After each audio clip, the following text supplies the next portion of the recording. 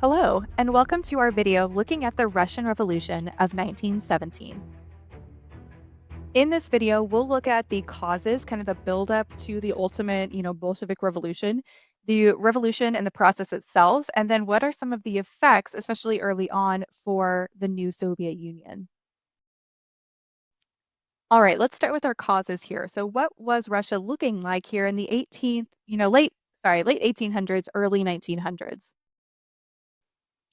Now, Russia has one of the strictest rules in all of Europe at this time. Their rulers are autocrats. They have absolute control. There's a lot of censorship in Russia. There's secret police. They control the media. So it's a very different kind of setting than the Western European countries at the same time. Russia's going to experience a lot of political stagnation, a lot of inequality, and a lot of kind of like wealth at the top and a lot of, low income at the bottom.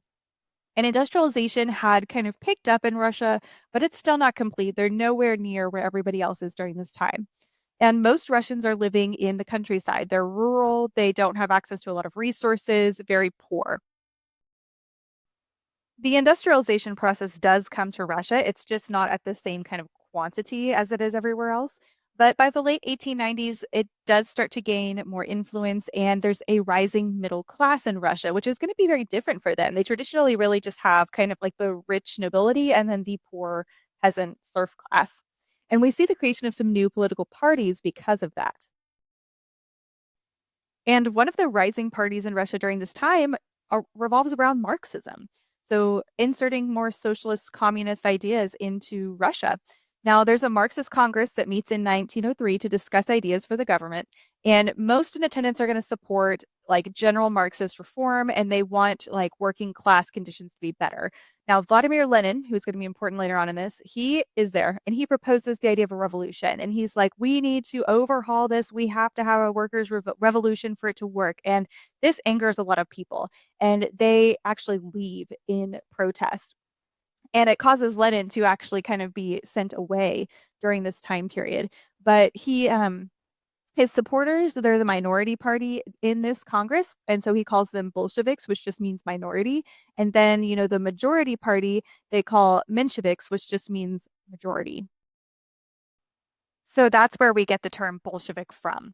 Now, also, right there at that same time, we have the Russo-Japanese War. So it's a dispute between Japan and Russia over Manchuria because Japan is trying to imperialize that area, and Russia's like, oh no, wait, I want to build like, a water port there. You can't do that.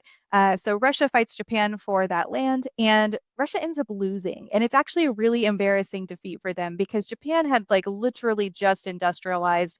They had just been taken over by all these European people and it just kicked them out. And this is like really embarrassing for Russia. Russia's supposed to be this great imperial power and they just got beat by Japan. There's a lot of unrest in Russia during this time, and it kind of culminates into what's called Bloody Sunday. So the Tsar sends troops to St. Petersburg to handle some of this growing unrest, and a lot of these people are Marxist. And there's actually a group of workers led by an Orthodox priest that march to the Winter Palace and kind of peacefully protest demanding workers' rights. And the Russian troops just fire into this crowd. They kill hundreds of people, thousands are arrested, and it leads to this wide scale civil unrest throughout the country. And it just shows kind of the opposite of how, the Western countries would have handled that same exact situation. Russia's very much about authoritarianism and kind of like comply or else.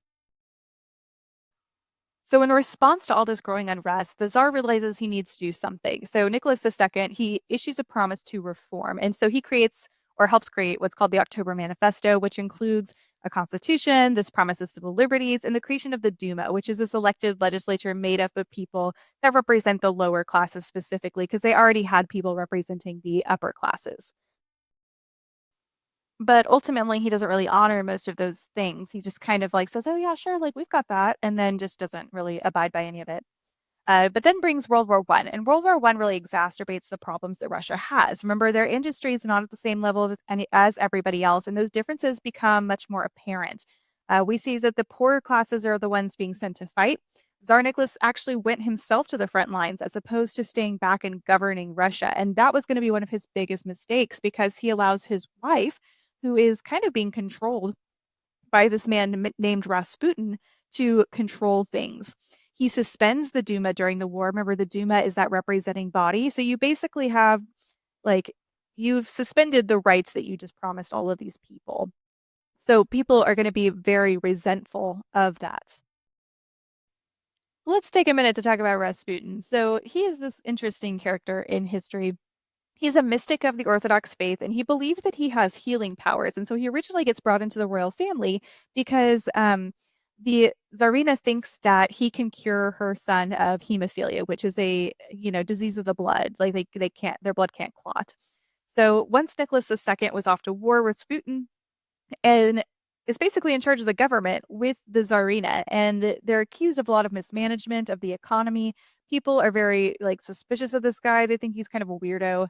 And it brings a lot of ill will to the monarchy.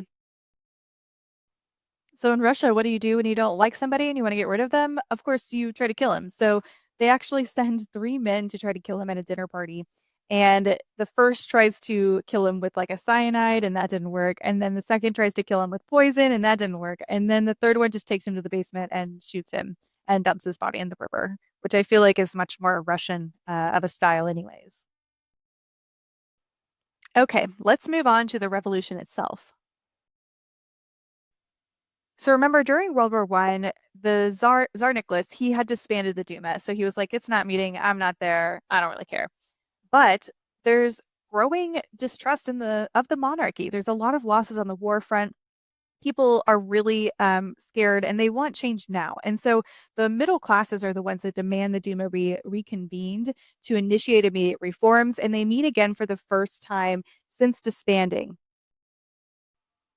World War One has caused a lot of problems for Russia, and one of those is that they can't feed themselves. They don't have the infrastructure to keep agriculture running with all of these, young men away. And food and bread riots break out across Petrograd, which is formerly St. Petersburg. And then it starts everywhere else in Russia as well. And Tsar Nicholas II actually has to order troops to try to suppress the disorder, like take them away from the front to try to control his people at home. And they tried to dissolve the Duma, which does not work. And these working class and the soldiers start organizing these radical legislative bodies called the Soviets in response to this. And actually, once those troops are at home, they actually start deserting by the thousands to get away from World War One. And it's right after this March Revolution that Tsar Nicholas II abdicates the throne. He gives it up. He's like, I'm like at gunpoint here. I can't win this. And Russia's declared a republic under this new provisional government. That's kind of what they call it, the provisional government. And this is where Lenin and these other Bolsheviks that had been in exile, they start coming back and make demands of this new government. Now, a few things start happening here. Peasants are starting to seize land. They're trying to take it away from the nobility. And then also, we see the provisional government. This is where they go wrong. They make the really unpopular decision to stay in the war, and it doesn't go over well. Troops are continuing to desert. There's coups within this provisional government that occur. And ultimately, we end up with this guy named Alexander Kerensky who comes to power. And this brings us to the November Revolution. When you have so many things happening in a year, you got to name the revolutions by the month. But this new provisional government, it ultimately fails to meet the demands of the people. And this is where Vladimir Lenin comes in. And he comes back with this promise of peace, land, and bread, basically advocating for all the different parts that the people are most disgruntled with. And this is where the Bolshevik Party, remember that just means minority, that minority party membership explodes in popularity. Like people love the ideas he's putting out there. And so his two main backers are Joseph Stalin and Leon Trotsky. And between the three of them, they storm the Winter Palace and take control of the Russian government. And so this is where the Bolsheviks really take power. So they create what's called the Congress of Soviets, or the workers, so representing local Soviets from all over Russia. And they established Lenin as the leader of this, with Trotsky and Stalin as his, little sidekicks. And within a month, new governments are established that abolish freely elective legislative assembly and establish a secret police force called the Cheka. So they basically take a month and then they go ahead and just do a lot of the same things that the old government did. But in 1918, they renamed their party the Communist Party. And they call this new government a dictatorship of the proletariat. They start to do things immediately to kind of live out that ideal. They like nationalize industries, and that means they're state owned now. The Russian Orthodox lands are seized. They get out of World War One, and they surrender a bunch of land in the Treaty of Brest-Litovsk to Germany, basically to get out of the war and assure that Germany will stop trying to attack them. And then they start to redistribute land to the peasants, which is something the peasants were kind of already doing anyways.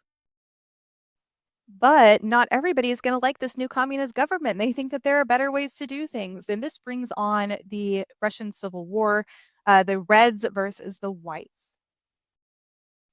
Now, this is a much more nuanced conflict than what I'm going to describe, but here's just the basics. So the Reds are made up of the new communist regime, and their army is made and led by Leon Trotsky. And then the Whites are just a collective of different groups that oppose the Bolsheviks. So some of them, they like the monarchy and they want a czar back. Some of them are socialists. Some of them are, people that were just really loyal to the original government and never deserted. And because they're so different, those people that are in the White Army, they don't really have a common goal or idea other than they just don't like the Bolsheviks. And that fails to unite them together. And ultimately, kind of what leads to them being defeated by the Red Communists that are really united under a common theme and goal. Now, after all of this is over, they pass a new constitution. Lenin's in charge. He decides only workers and peasants can vote at local Soviets. And he has a Congress of Soviets elected by those officials to represent each of the republics within the Soviet Union. Lenin rules that their government should be using Marxist theory with some free enterprise sprinkled in to kickstart the economy. And this is known as Marxist Lenin theory. So this is where he starts to deviate from, traditional Marxist theory. Now, unfortunately for them, Lenin dies in 1924, and they're like, okay, well, who's going to take over now? And it comes down to his two little sidekicks there, Stalin and Trotsky. So they kind of have very different visions for where they want, Russia to go. So Trotsky wants to work on expanding communist ideas globally, and Stalin wants to do more to strengthen Russia through industrial growth. And so they both are making pitches to the party, and Stalin's the one that's going to gain more support from the party. I think the idea of investing in Russia before we invest in everybody else is kind of like why he wins that. But it forces Trotsky to flee because Trotsky is seen as a threat to Stalin. And eventually, Trotsky is killed in Mexico by one of Stalin's agents sent abroad specifically to find him. Okay, so where does this leave the new Soviet Union? It leaves them with Stalin trying to rapidly industrialize and make changes in this new communist state. And he's got kind of the total backing of the Soviet Union behind him to do this. So the first thing he does is institutes what's called a 5-year plan. So he sets these really high standards of, industrialization he wants to meet, agriculture he wants produced, and he uses all domestic resources in the Soviet Union to force nations who are hostile to this new government to comply with them as well. He also enacts what's called farm collectivization. So the idea is that they take all of the old farmland, even small farms that used to be owned by local peasants, into these large communes. Now, the peasant population really doesn't like this. It displaces a lot of peasants. They are taken away from land that their family has lived and worked on for centuries and makes them farm in different places. And the peasants kind of revolt against this.